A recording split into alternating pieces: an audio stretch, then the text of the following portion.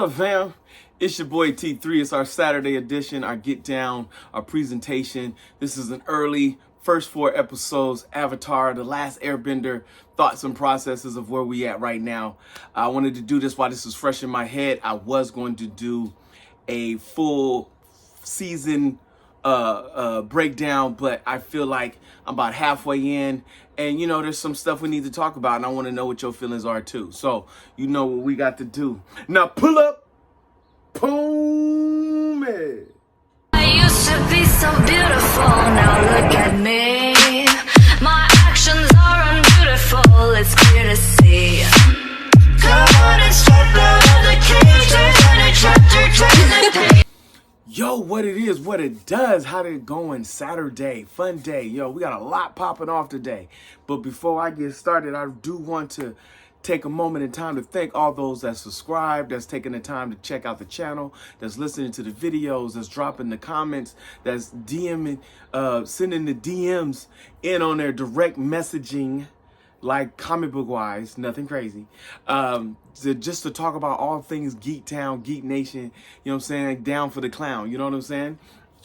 Please, please, please, please don't hesitate to not drop a comment. You don't got to always agree. We're not here to be eye to eye on everything. I open to all opinions and all thoughts. You know what I'm saying? Most of the time I'm the one right, but you know what I'm saying? I'm just saying. With that being said, first 4 episodes of the Avatar.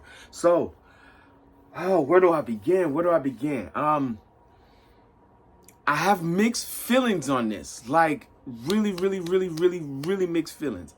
Is it better than the trash that they dropped to us years ago, where he was Ong and not Aang? You know what I'm saying?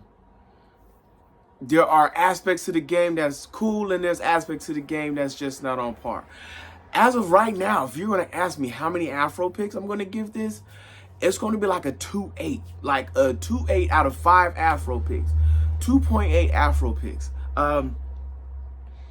You get credit for character development, storyline, not all the storyline, some of the storyline, who you brought in. I think one thing was my expectations was really high, especially since the One Piece was so well done.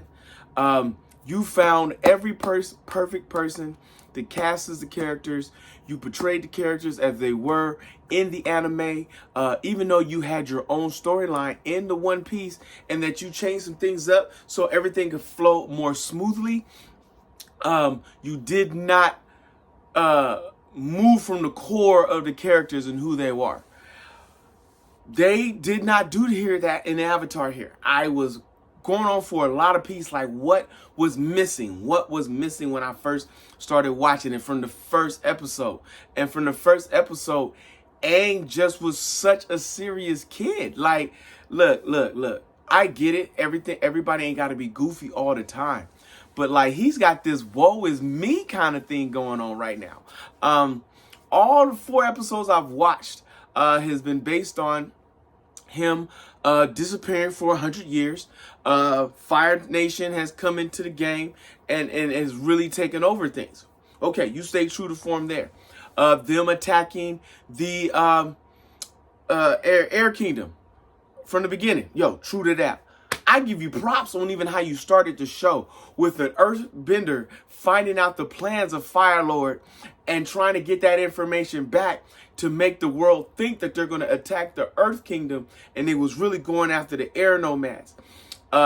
Maybe later on they'll get into how Avatar Roku died. You just know he died. And so they knew that the next Avatar was going to be an airbender, and they knew that they had to wipe out that. So you stay true to form to that. I've been riding along with you. I do like Sokka. Sokka is still entertaining and fumbles at the mouth quite often. Katara was the serious one out of the group, and I feel like she's more like the whole mothering thing, and that really didn't happen until like the middle of season 2, season 3 thing. I do know that we're only running with 8 episodes. So you're compacting a lot of the 26 episodes into 8. So you got to make the flow right. Okay. Again, I am good with some of the story changes and storylines being moved because you got to make it right for TV. Plus, you got a lot of information to unpack. The cabbage guy, look, yo, bro, like y'all forced that piece right there. Like he became a big icon in the Avatar, The Last Airbender, and in Korra, the new Avatar series that came out. So the Cabbage Man was a big piece. It didn't feel natural when he yelled "my cabbages." Like they wanted to really emphasize that piece for all those that likes that character. You know what part was missing for me?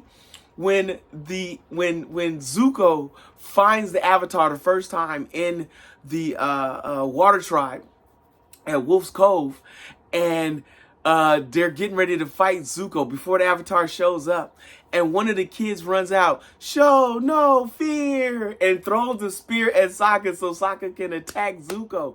Yo, I didn't need him to attack Zuko. I just need the line, "Show no fear." Like that was such a key piece in that. Like it was like Sokka's beginning moment to like him being Sokka. Aang being trapped in ice, Appa showing up, he's flying off the bat. Right, we're good to go there. I've been riding along, Avatar. Roku's, like I said, his story hadn't really been told yet, so I'm figuring they're gonna go into that a little bit later. Kyoshi Island, the one thing that I heard that they were going to do, which I wish they didn't do, was to try to change the relationship between one of the Kyoshi warriors and Sokka, because Sokka was a jerk before he got humbled by the ladies, and that's okay. Like, in this day and age, please, why are we trying to be so PC? Like, it's okay for him to get humbled. Like, it's okay that you find out that the Kyoshi warriors are straight up gangster. Kyoshi, Avatar Kyoshi, taking over Aang's body was pretty dope to see that scene come into effect. Aang is still fighting against his destiny of being an Avatar. I was okay until we got to Umashu, and when he sees Bumi. The one thing that made Bumi such a fun-loving character, outside of the fact that he was weird and kooky and off the bat, is that he was a down homie. He was a down friend, and he was wise in what he did. His wisdom was beyond compare. Like, it was off the top. And he came off as an upset friend that you left me, huh? You left me all by myself. And the one thing that helped Aang start his journey was that Bumi kind of put it in him to be like, look, your tasks are going to be difficult. Things are going to be hard, but it's okay. You're the Avatar, and you got to do what you got to do, and we're here to ride with you. Where this one is like, you can't depend on your friends and all the rest of this stuff, and, let me die because you're going to have to make hard decisions, and, oh, you left us for 100 years, and you didn't have to fight this war, and I did. He was a grumpy old man, you know what I'm saying? Like, dude, like, okay, it's okay to write the story, but leave the characters be. Like, let them do their thing like who they are. This is where you kind of lost me. And we're only 4 episodes in. So now I'm waiting to see. Azula, is spoiled brat. I do like her 2 friends that rides with her. I do like those characterizations that's put in there. I like somewhat of the story, but it's lacking that fun ability, that piece that just made this like a feel-good, emotional roller coaster. We're going to cry, we're going to laugh, we're going to be like, oh my gosh. And then you made Aang such a weak fighter. Aang was such a superior fighter and such a good martial artist outside of his airbending. And you making Zuko look like he can go toe-to-toe with Aang and really take it to him. And Aang was always about that business. So that fight scene in Umashu with Aang and Zuko, I was highly disappointed that you let Zuko get like a one-up on Aang on so many things. You know what I'm saying? Like, it's supposed to be eventually when Zuko becomes his firebending teacher that he has to humble himself, and Aang has to humble himself because they're two high-minded, great-minded individuals. So I was a little disappointed in that fight scene because the first time Aang fights Zuko inside that temple and he's taking it to him, and you know what I'm saying, and Zuko's going on aggressive and Aang is using his martial arts to avoid and evade and really uses Zuko's momentum against him to hit him with a water blast into the well to just be like, look, I could have taken you out, but you good, like I'm gonna leave you be. Like, yeah, so I want to say I probably have more reservations than hypeability on this show right now. Like, I'm a little disappointed, but maybe again my expectations was too loud.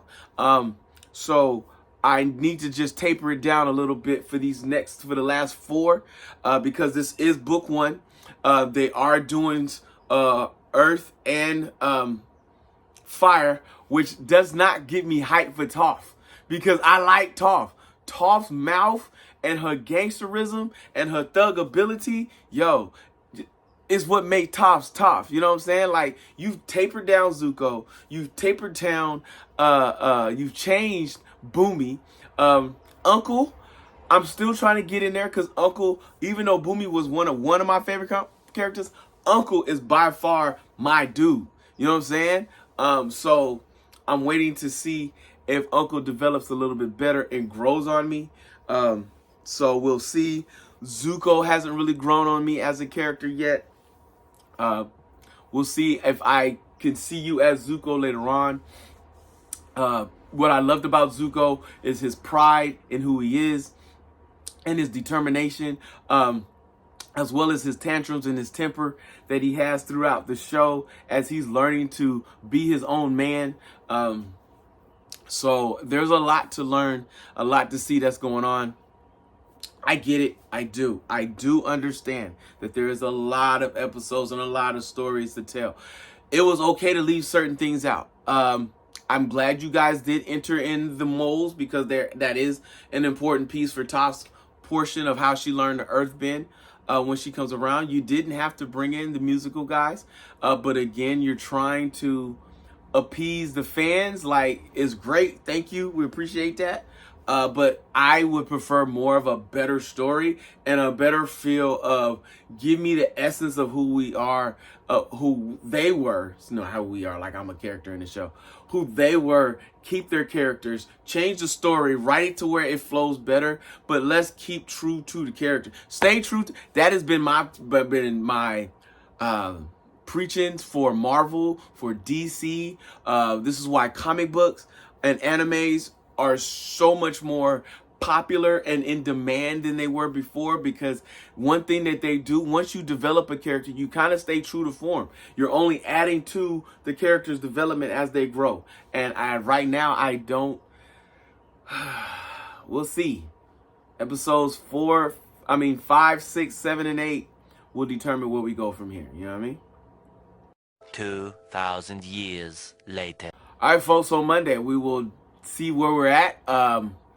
Most likely I will be done with the Avatar by that point, and we can do our finals discussions, our part 2 to the Avatar, The Last Airbender Netflix premiere.